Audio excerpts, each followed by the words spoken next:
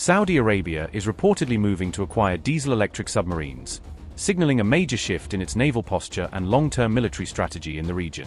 Riyadh is said to be in advanced talks with Italian shipbuilder Fincantieri over the potential purchase of Tadaro-class submarines, a modern conventional design derived from the Type 212 family.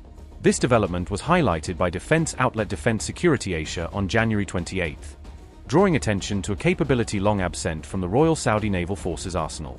According to that report, Riyadh is seeking to finally close what has been widely acknowledged as a serious undersea capability gap, which has left its navy at a disadvantage in contested waters. A Royal Saudi Naval Forces official was quoted as saying that undersea warfare is no longer optional, stressing that submarines have become essential for both deterrence and modern maritime security. An Italian executive involved in the discussions noted that the Tadaro class is particularly well suited to the Gulf's shallow and constrained environment, where stealthy maneuvering and low acoustic signatures are crucial. Because it lacks submarines, Saudi Arabia has historically had limited intelligence, surveillance, and reconnaissance reach below the surface, making it harder to track threats or covertly monitor key sea lanes. Reports also warn that Saudi Arabia's surface warships remain vulnerable to naval mines, explosive-laden drones, and mass missile salvos, especially in choke points and congested shipping routes. Houthi attacks on commercial shipping in the Red Sea since 2023 have underlined just how real these threats are, repeatedly disrupting trade and forcing costly diversions of maritime traffic. Riyadh's primary focus is to shield its vital energy exports, which underpin the kingdom's economic stability and broader Vision 2030 transformation plans. Well over 90% of Saudi crude oil shipments reportedly travel through sensitive maritime corridors such as the Strait of Hormuz, Bab el-Mandeb, and the Red Sea lanes, making them tempting targets in any conflict.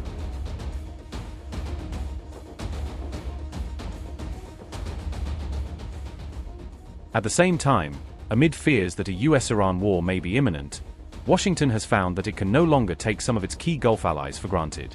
Several of America's biggest Arab partners, despite hosting US military bases, have pointedly snubbed President Donald Trump's calls for direct support in any attack on Iran. Both Saudi Arabia and the United Arab Emirates have publicly stated that they will not allow their territory to be used as a launchpad for strikes on Iran, drawing a clear line. On January 27, Saudi Crown Prince Mohammed bin Salman held talks with Iran's president, signaling a continued effort to keep diplomatic channels open even as tensions with Washington rise. The Saudi Arabian government statement said, quote, "His Royal Highness the Crown Prince, may God protect him," affirmed during the call the kingdom's position of respecting the sovereignty of the Islamic Republic of Iran and that the kingdom will not allow its airspace or territory to be used for any military actions against the Islamic Republic of Iran or any attacks from any party whatsoever, regardless of their target. His Highness also affirmed the kingdom's support for any efforts that would resolve differences through dialogue in a way that enhances security and stability in the region. Unquote. The UAE has likewise drawn its own red line, refusing any operational role in a US strike on Iran and making clear it wants no part in a wider regional war. In blunt terms, Emirati officials have reportedly told Washington no logistical support, no bases, no airspace, undercutting American assumptions about automatic access in a crisis. Meanwhile, a Qatari royal's warning has thrown a spotlight on the vulnerability of the United States' largest base in the Middle East and on the political limits of its presence. The Qatari figure reminded US officials that America is a tenant, not the owner of Al Udeid Air Base, according to defense reporting, implying that its continued access depends on Doha's consent. That remark signaled that American use of the base can no longer be seen as guaranteed, especially if Washington pursues actions that Qatar believes could endanger its own security.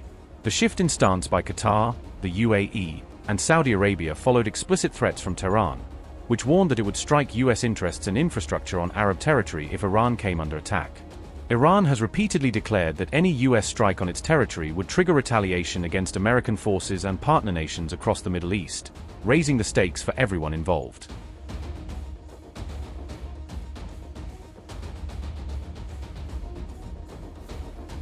Despite the risks, US President Trump said on January 27 that another beautiful armada of American warships was heading to the Middle East, in a show of force aimed at deterring Tehran. The aircraft carrier USS Abraham Lincoln had already arrived in regional waters days earlier amid mounting Iran tensions, adding significant firepower to the US naval presence. In response, Iran deployed its Fatih and Ghadir-class submarines to key areas, signaling its intent to counter the US Navy at sea and highlight its own undersea deterrent capabilities.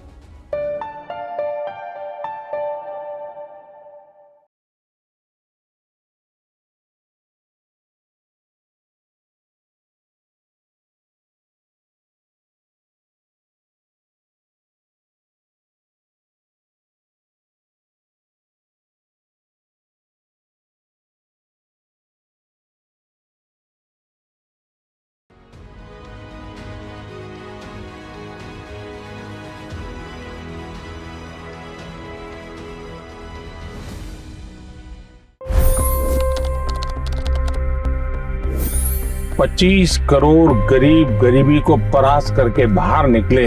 For the good of our nation, let's work together and let's truly make America great again.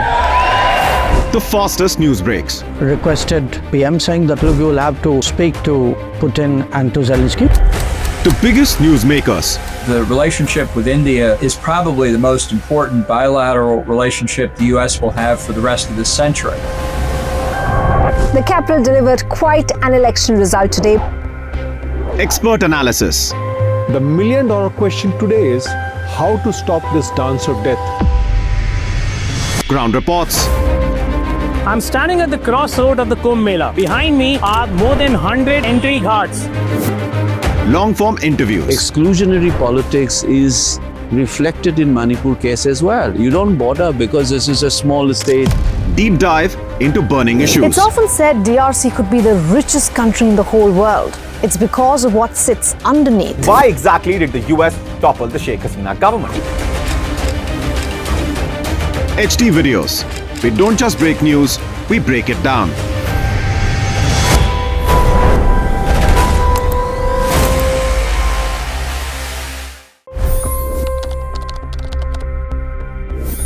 पच्चीस करोड़ गरीब गरीबी को परास्त करके बाहर निकले।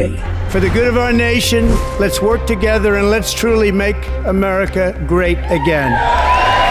The fastest news breaks. Requested PM saying that look, you will have to speak to Putin and to Zelensky. The biggest news makers. The relationship with India is probably the most important bilateral relationship the U.S. will have for the rest of this century. The capital delivered quite an election result today. Expert analysis. The million-dollar question today is how to stop this dance of death. Ground reports. I'm standing at the crossroad of the Kumbh Mela. Behind me are more than 100 entry ghats. Long-form interviews. Exclusionary politics is reflected in Manipur case as well. You don't bother because this is a small state. Deep dive into burning issues. It's often said DRC could be the richest country in the whole world. It's because of what sits underneath. Why exactly did the US topple the Sheikh Hasina government? HD videos. We don't just break news, we break it down.